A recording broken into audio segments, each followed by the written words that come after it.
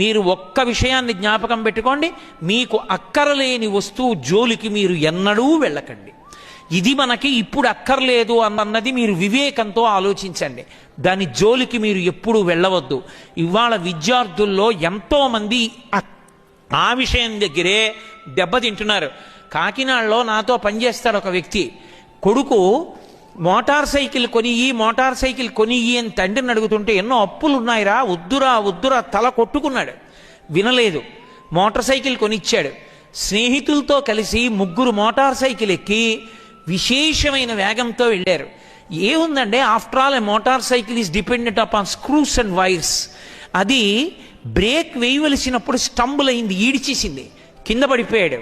ఇక్కడి నుంచి అక్కడికి ఈడ్ చేస్తే మొత్తం స్కిన్ రోల్ అయిపోయింది.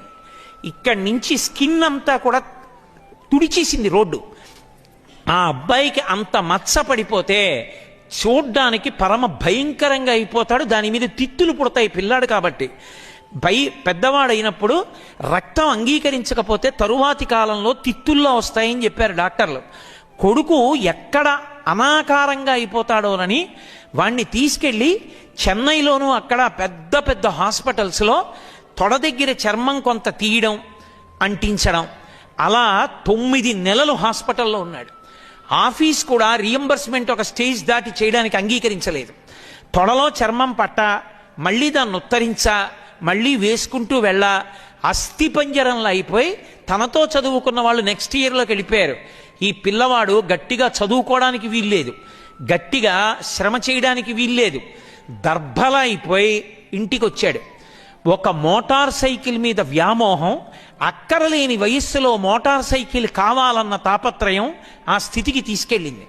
ఇవాళ నేను అనేక చోట్ల చేస్తున్నాను.